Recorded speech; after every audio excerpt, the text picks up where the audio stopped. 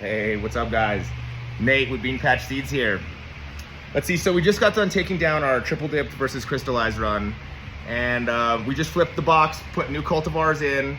On this run, we're testing some Black Pearl F2s. We're running some matrix crosses that we made this winter, and we're also running through some gear from a few other breeders trying to find some pollinators.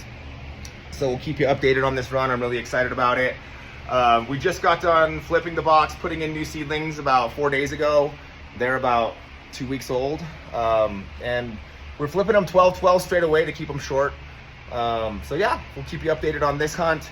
But for now, I want to give you guys a few tricks and tips on how I keep my irrigation water clean. It can be a huge issue for a lot of growers. It's been a huge issue for me throughout my cannabis growing career and also through landscaping. A lot of people deal with clogged emitters, and it's just a consistent maintenance issue, constantly going through your garden and hunting for plants that are dry or might not be getting watered consistently. So some of the best ways to prevent that, or to make it so that you can trust your system is working properly, is to start out with really clean water. If you're using a native water supply like us, we're using rainwater collected.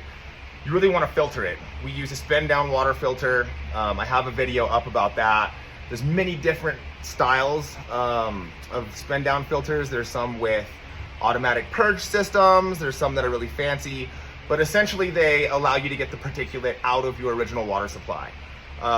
Once you do that, if you're holding your water in stock tanks like we do, I like to use UV sterilization. We hang a UV light in the tank, and that keeps the algae down, it keeps the biofilm down. I also use quite a bit of filtration throughout the hydroponic system. I have a filter on the inlet and the outlet of my dosatron system, and that picks up any minerals that might have precipitated out of the system. We use a disc filter for each zone. In this garden, we have 6 different zones, and I have 6 different filters, one for each zone, and we maintain them religiously. And we also keep track of a maintenance log of when they're maintained, and we over-maintain them. It's just a pain in the butt to have to deal with chasing clogged emitters, and just consistent maintenance is the way to go. Floraflex offers this product. It's basically an end cap that goes at the end of your lateral lines, and it's an auto flush valve. And this is what it looks like.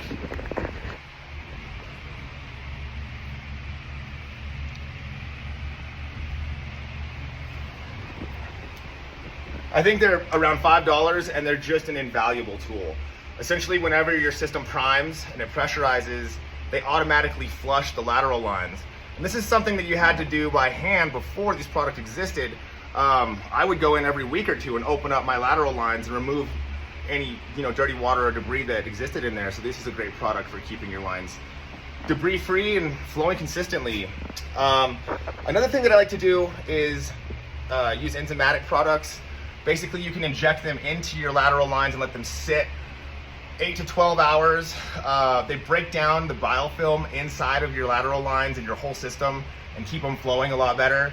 A lot of this stuff has to have some measure of pressure compensation, which means that the water has to go through a very fine porthole.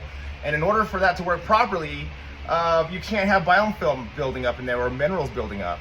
And so the enzymatic products, they work beautifully to break down that biofilm. It's almost impossible not to get biofilm, especially if you're using well water. So the best product I've found, it's the BioFlow.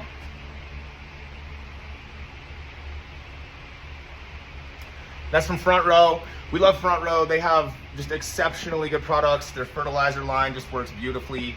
And this enzymatic product that they have, it's just stellar for keeping the lines clean. So if you keep your filtration up, you use UV sterilization in your tanks, and you use those auto flushing caps, you're going to be way ahead of the game. And then to put yourself on top, that BioFlow, it just works stellar. I use it once every grow.